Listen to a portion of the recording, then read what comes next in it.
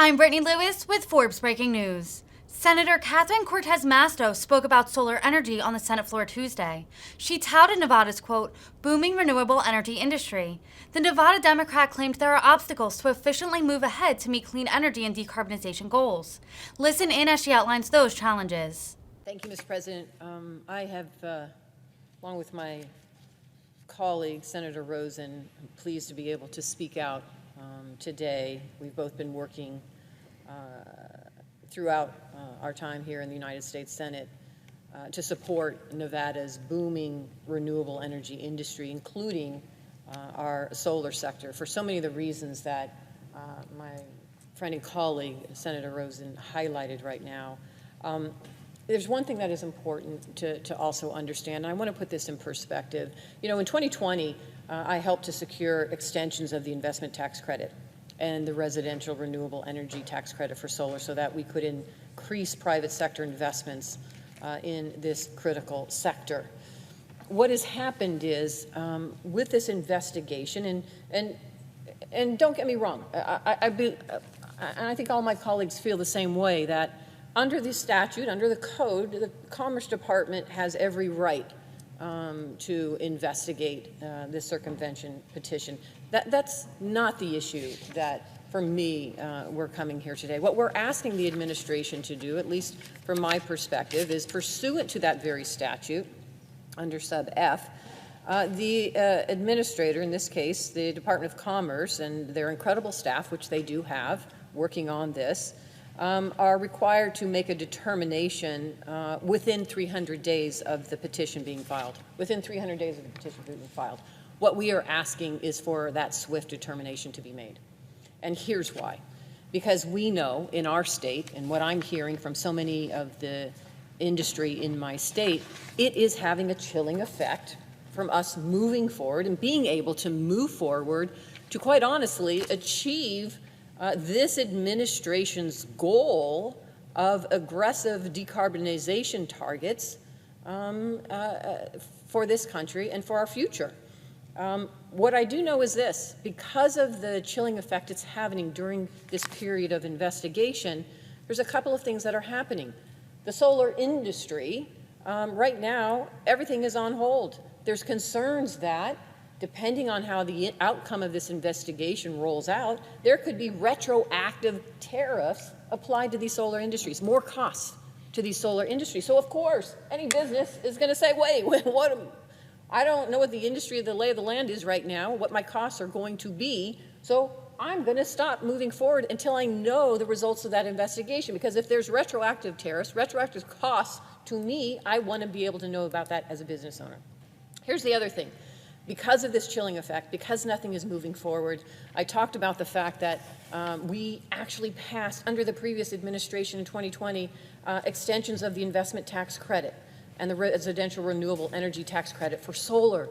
So we gave incentives to the solar industry in 2021 and 2022. It's 26%, so that we can build up our solar industry, so that we can reduce our carbon footprint, so we can meet our decarbonization aggressive goals that we had. And then at 26%, they're entitled to that tax credit from years 2021 to 2022. And then it goes down to 22% in year 2023, down to 10% in year 2024 for commercial, and 0% for 2024 residential. If nothing's moving forward, nobody's getting the benefits of that investment tax credit that we fought so hard for under the previous administration to move forward with. So here's what is our challenge in this country. Yes, we are all here because we want to move forward with this decarbonization. We want to move forward with clean energy. Solar is a way to do that. But we need a ramp to get there. We cannot shut off the components, the modules, the panels, everything we need, and 80% of those panels come from outside of this country. We cannot shut it down overnight and expect our small solar manufacturing companies to achieve the capacity that we need in this country to continue to move forward. So we need a longer ramp. We need to figure out, working together, how we make this happen, with our ultimate goal is reducing that carbon footprint in this country, bringing back that supply chain and building and making it in America again, all of those panels, those modules, everything that we need for solar.